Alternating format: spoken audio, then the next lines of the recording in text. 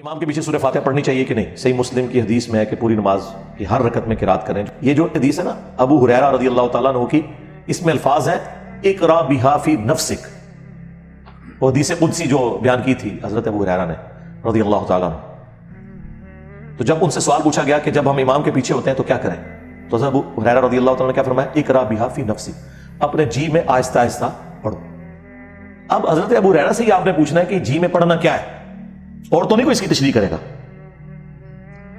تو جز القراء امام بخاری کی کتاب میں حضرت ابو ہریرہ کا قول ہے کہ امام کے دو سکتے ہوتے ہیں، ایک فاتحہ سے پہلے اور ایک رکوع سے پہلے. تم ان سکتوں کو سورۃ الفاتحہ پڑھنے کے لیے غنیمت سمجھو. تو حضرت ابو ہریرہ صرف یہ نہیں بتا رہے کہ امام کے پیچھے فاتحہ پڑھنی ہے جی کے اندر، اس کا موقع اور محل بھی بتا رہے ہیں. حضرت ابو ہریرہ نے کہیں یہ نہیں کہا کہ امام بلند آواز سے پڑھ رہا ہے تو آپ بھی بلند آواز میں یا آہستہ آواز میں اس کے ساتھ ساتھ پڑھیں. نہ، انہوں نے کہا سختوں میں پڑھو. نمبر 2، اقرا بہا فی نفسک کا معنی یہ بھی ہو سکتا ہے اپنے جی میں پڑھنا. اس سے یہ الفاظ نہیں ثابت ہوتے کہ سرن پڑھو، آہستہ آہستہ. نفسک یعنی اپنے جی کے اندر اندر، یعنی اس کے ساتھ ساتھ تم اپنے تصور میں پڑھتے جاؤ. تو وہ تو ہم پڑھ رہے ہوتے ہیں، جب ہم فاتحہ غور سے سن رہے ہوتے ہیں ہم ساتھ ہی پڑھ رہے ہوتے ہیں، اینڈ پہ آمین کہہ دیتے ہیں. اور تیسرا جو سب سے بڑا چھکا ہے، یہ مسلم شریف کی آپ نے جو حدیث لکھی، اس سے چند احادیث آگے 905 نمبر حدیث ہے مسلم شریف میں جس نے پورا عقیدہ کلیئر کر دیا. اور وہ حدیث ایسی حیران کن حدیث ہے کہ اس میں امام مسلم نے اپنے کمنٹس بھی ڈالے ہیں. اور امام مسلم نے کہا کہ میں نے کہیں یہ دعویٰ نہیں کیا کہ جتنی دنیا کی صحیح حدیثیں ہیں وہ میں مسلم شریف میں لے کے آ رہا ہوں. البتہ میرا یہ دعویٰ ہے کہ میں مسلم شریف میں وہ تمام صحیح احادیث لے کے آ رہا ہوں جن پہ امت کا اتفاق ہے. اور پھر امام مسلم نے کہا کہ میرے نزدیک ابو ہریرہ کی حدیث درست ہے اور ابو موسیٰ اشعری کی بھی، کہ امام اس لیے بنایا جاتا ہے کہ تم اس کی پیروی کرو. جب امام کہے اللہ اکبر تم کہو اللہ اکبر، اور جب امام قرات کرے تم خاموش ہو جاؤ، اور جب امام کہے وَلَضَّالِّينَ تم آمین کہو. تو اس میں تو کلیئر ہو گیا کہ کس قرات میں خاموش رہنا ہے.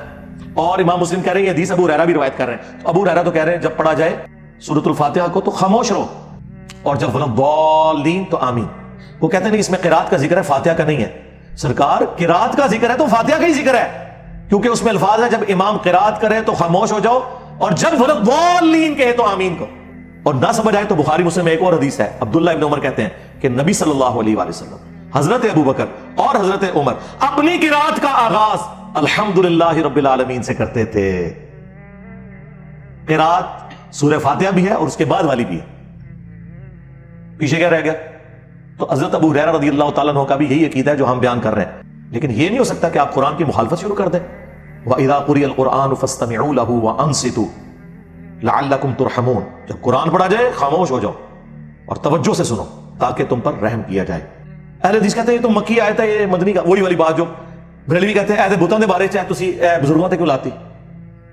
اللہ کے بندو اللہ سے ڈر جاؤ. امام نسائی نے چیپٹر کی ہیڈنگ میں یہ آیت لیا ہے اور اس کا فارم بیان کیا ہے کہ یہ جنرل آیت ہے جب بھی قرآن پڑھا جائے گا. اور اس سے بڑھ کر جز القراء میں امام بخاری نے جو اپنے کومنٹس کیے ہیں 36 نمبر حدیث کے کانٹیکسٹ میں، اس میں ضعیف کا حکم لکھا ہوا ہے. وہ ضعیف ان اقوال کو کہہ رہے ہیں، لیکن جو خود لکھ رہے ہیں وہ تو ضعیف نہیں ہے نا. یعنی میں کسی کی بات کوٹ کروں تو اس میں تو حکم لگ سکتا ہے، لیکن جو میں خود بیان کر رہا ہوں وہ تو میں اسے صحیح سمجھ رہا ہوں نا. تو امام بخاری خود لکھ رہے ہیں جز القراء میں. امام بخاری فرماتے ہیں کہ اللہ نے قرآن میں واضح فرمایا وَإِذَا قُرِئَ الْقُرْآنُ فَاسْتَمِعُوا لَهُ. جب قرآن پڑھا جائے تو خاموش ہو جاؤ اور اسے سنا کرو تاکہ تم پر رحم کیا جائے.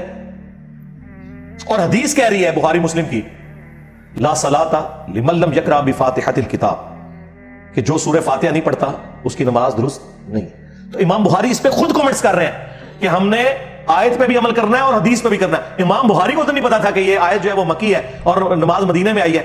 وہ کہتے ہیں نہیں جی وہ ابو داؤد میں اور جامع ترمذی میں حدیث ہے کہ فجر کی نماز میں پڑھ رہے تھے تو نبی علیہ السلام نے فرمایا کہ فاتحہ کے علاوہ کچھ نہ پڑھا کرو. مجھے لگا میری قرات سے کچھ چھین رہا ہے. اس سے آپ نے یہ رزلٹ کیسے نکال لیا کہ نبی علیہ السلام نے یہ کہا ہے کہ فاتحہ میں مجھ سے چھین لیا کرو؟ فاتحہ کی آپ نے ترغیب دلائی.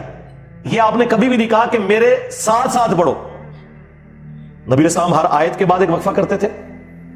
نبی علیہ السلام رکوع سے پہلے سکتہ کرتے تھے.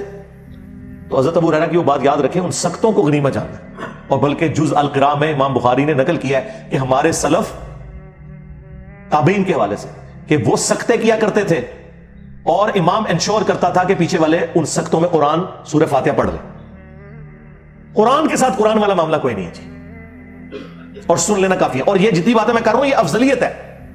اگر کوئی امام سکتے نہ کرے، امام کی قرات سورہ فاتحہ کی جہری نمازوں میں مقتدی کے لیے کافی ہے. That's all. سرن نمازوں میں یقیناً آپ نے پڑھنا ہے. اور کتنی حیران کن بات ہے کہ ٹوٹل 17 رکھتے ہیں فرض، ان میں سے 6 صرف جہرن ہے، 11 سرن ہے.